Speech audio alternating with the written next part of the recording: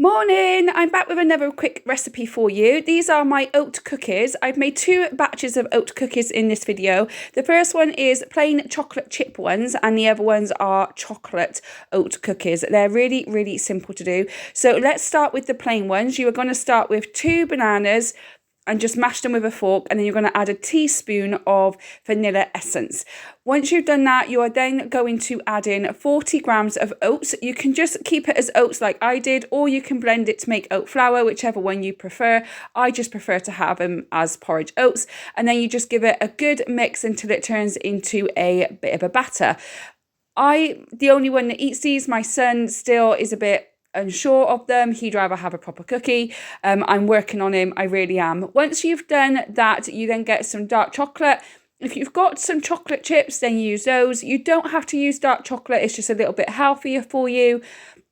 But you can just use any chocolate if you prefer. I didn't have any chocolate chips on me, so I decided to use 4 squares of dark chocolate and just chop it up with a knife and then chuck it in. I probably should have chopped it a little bit smaller because it was quite chunky, but that's okay. I get a nice little chocolate kick with it as well. So looking forward to trying those later. But yeah, once you've chopped it all up, you're just going to chuck it in to the oat batter, and then just going to give that a good mix as well until all the chocolate is incorporated with all the oats and the banana mix. And that is basically all you have to do. So what I do now is I'm going to put some on a greaseproof paper baking tray. About a tablespoon I pop it on and then I squash it down with the spoon, because with oat cookies they don't spread.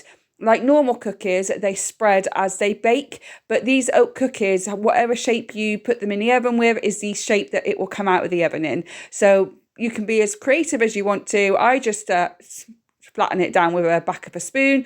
I think I made about 8 of these cookies altogether, and then once I'm done, I put them in the oven at about 180 to 200 for about 10 to 15 minutes until they're nice and golden brown on the top. Now, a quick tip is when you take them out, you don't take them off the tray straight away. You just leave them to cool. They're hardened up a little bit, which will be easier for you to transfer them onto a plate or into a tub. So now we're moving on to the chocolate oat cookies, and it's pretty much the same.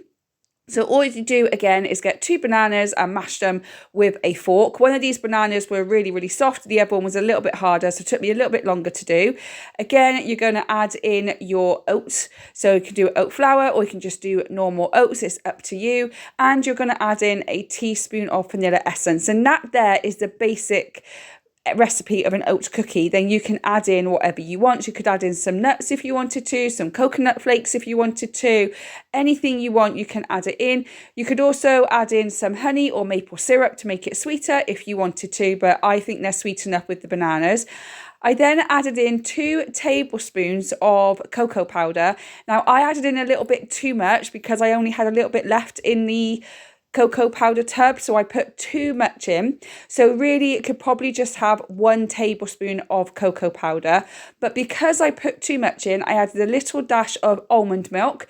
You don't have to use plant-based milk, you can use any milk you want, and that just helped bind it a little bit more, and it helped make it into a good cookie batter, as you can see just here.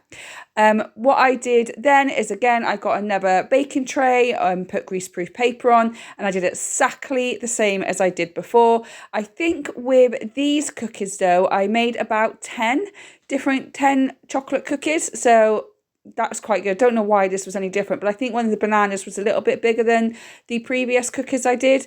So yeah, I made 10 chocolate oat cookies. You can add chocolate chips in if you want to, but I felt like the cocoa powder was just enough for me. And again, I baked them in the oven for the same amount of time on the same amount of temperature, and here they are. So if you like this video, then do give it a thumbs up.